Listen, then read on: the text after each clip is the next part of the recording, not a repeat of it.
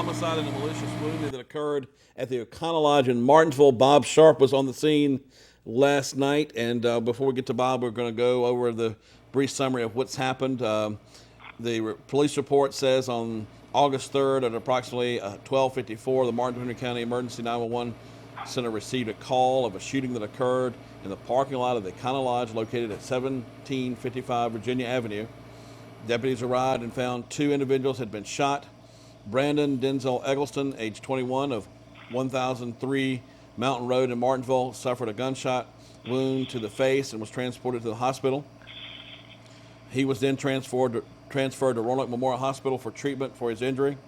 Eggleston's injuries do not appear to be life-threatening. However, Jimmy Bernard Tinsley, age 36, with the last known address of 405 Clearview Drive in Martinsville, suffered multiple gunshot wounds and was transported to the hospital where he was pronounced dead. His body was then transferred to the office of the Chief Medical Examiner's Office of the Western District of Virginia, where an autopsy is scheduled to be performed on August 5th.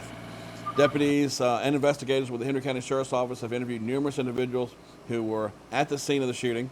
Charges have not been placed at this time. The Martinsville Police Department responded to the call and assisted within the investigation, and the investigation is ongoing. Of course, they're asking anyone to help. Now, Bob, what have we been able to find out about this? Basically, just what you just read is all the information we know about. The sheriff texted me early on, and there was one person that died, and the other person was transported to the hospital. Yeah, and that's what the report here initially says. No, we did talk to some people that said they thought that it had a party inside one or two of the rooms, and it ended up going on the outside, and it just took place out in the parking lot. So we have not confirmed that. Right. You know, this is not the first party that's gotten out of hand there. I mean, I've been there. It seems to be like on Friday and Saturday night, things just kind of get out of hand there, and it's happened more than once. Well, that's true, and they had a policy. Most of the motels around here had a policy. If you were local people, they wouldn't let you stay here because of that. A lot of people, were doing that sort of thing. A lot of times you can't get a room if you're a local person looking for that kind of, situation. So that's the reason for that, huh? Yeah. Well, obviously you can see the officers, and it doesn't look like they have anybody. They're not looking for anybody right now because it's not on the press release. Well, that's right. They didn't release the name of anyone they're looking for. I'm not sure if they've got a suspect in mind or what they're doing. I've heard a lot of, couldn't hear private talk going on. I've got a feeling they're working on that some more this morning. Right. It appeared to be a lot of cars in the parking lot there at the motel, and they're looking. One of the shots that you brought to us, they're looking at the ceiling. I guess, are they looking for gun shells, or what do you think they're looking for?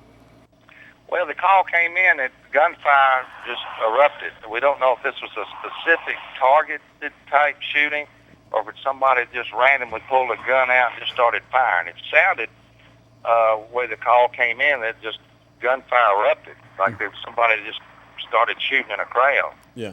But I don't know that. I hadn't talked to the sheriff personally about it yet, and I'm sure they're still trying to figure that out.